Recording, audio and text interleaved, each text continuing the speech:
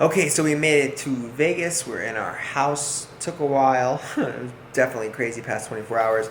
Quick tip, don't take poker chips on the airplane or check them in. TSA gave me a hard time with poker chips. Something about the density of them. I don't know what it is, but they were too dense, so they had to run every single test on my poor School of Cards and Beyond Telus chips. And then finally they're like, you're good, just go through. But it was interesting. I've been flying a lot, and I've never seen anyone go through something with such detail. It almost looked like they looked at the chips like they had the word bomb on them. It was very interesting. We almost missed our flight, but we got it. Now, today I want to kind of briefly discuss my experience with Vegas during WSOP times and kind of make some recommendations or some things I think you should do out when you're out here during those times. So first, I never came out. I'm new to tournament poker, live tournament poker at least. I never used to play tournaments at all. I used to just be a strictly cash game player. Last year, I started to make transition to start playing more tournaments. Fits with my schedule, fits with my lifestyle, fits with the ROI. It's just a good decision for me. But I used to come out here during the World Series every year to play cash games, and that's kind of what a lot of people do. I'd fly back and forth between New York and Vegas. WSOP time is just it's a cool time for poker. I mean, there's so many games going on. There's so many different various tournaments. I mean, you don't even have you have WSOP, you have Venetian doing their thing, Planet Hollywood going on. You have Wynn doing their stuff. You have Bellagio. You have the Poker Central Super High Roller Bowl. There's just a ton of stuff happening, and whenever there's a lot of action around poker, it's just good for games because you're going to get people who are recreational or hobbyists or people that aren't that great, and you're going to have a greater volume of them. And I really do believe that, I think that a couple things. So first, every poker player, if you play poker and you love poker and you're enthusiastic about the game, I definitely think that everyone needs to, at this time, come out to Vegas for at least 7 days. And a lot of players, I think a lot of recreational players would benefit from what I call like a poker vacation. Maybe I'll make another video about this. But basically, poker vacation is when you say, all right, I'm going to take 7 days, or I'm going to take 5 days, I'm going to take whatever. I'm going to fly to Vegas. I'm just going to play poker. And it's kind of like skiing. Like when I was younger, I'm from New York City, so we would go ski, and we'd go.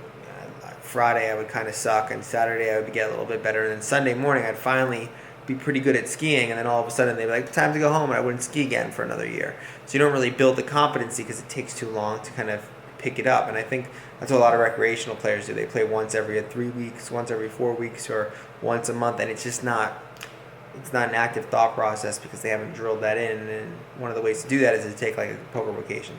So take a poker vacation, come out to Vegas during this time. I think it's an amazing time. Second thing, I really believe that every poker player, even if you're not a tournament player, and listen, I'm bitter because I was this person too, where I was like, fuck tournaments. Cash is true poker. Like, I don't know why people would want to play tournaments. But I think every player should aspire at some point or another to play the main event. I think it's a really cool, it's just the biggest stage for poker. I'm excited about a lot of things, but I'm more excited probably about the main event than anything else. And it's not till the end of this series, and I have a lot of other things to do and play and so on and so forth. But it's just so cool. I just still can't get over the fact that you have like thousands of people, and then you have 1,000 people, and then 800, and then 700, and 500, and finally there's 9 players left, and then those all battle out for one. It's just so cool to have that competitive element in tournaments. And I really believe that if you're serious about poker, do it. And listen, like, the cool thing about these tournaments is the ROI is great, right? Like, where else can you... Actually, you can do it in a lot of other scenarios, but it's cool to be able to sit down and, like an event like the Colossus, $565, you buy in, or maybe you have multiple rebuys or whatever, but you buy in and turn that into $1 million. Like, that's life-changing money for a major majority of people. So I just really believe that now is the time to come out here. If you're serious and if you want to play poker and make that poker vacation. So yeah, there's going to be a bunch of apologize. This video, I'm just a little bit off after not sleeping for 24 hours. Don't play poker if you haven't slept in 24 hours. It's not good. But I'm going to have a couple of things when I'm out here. I'm going to be doing a bunch of Beyond Tel stuff, 2.0 stuff, releasing the new product soon. I'm going to also be playing Probably play anywhere between 5 to 8 events. I said this before. I'm playing like I don't know if I did say this before, but I'm playing pretty much 5K events and higher. Also the marathon and anything that's 6 max.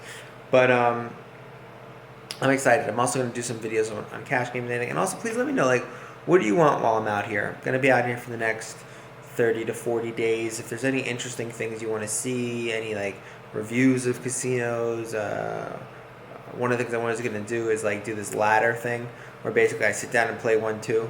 And then when I have enough of a roll, like let's say I play 1-2 until I have, like, let's say $800. And then I buy in for 5-2-5. And then after I have $800, say I get up to $2K, I buy in for 510. I try to just go up as high as I possibly can. I might do something like that and show people how long it took in live cash. So let me know your ideas. Let me know what's going on. But yeah, you're going to have some interesting, different kind of content out here now that I'm in Vegas. Try to do some more vlog style content. Going to show you what the day's life out here.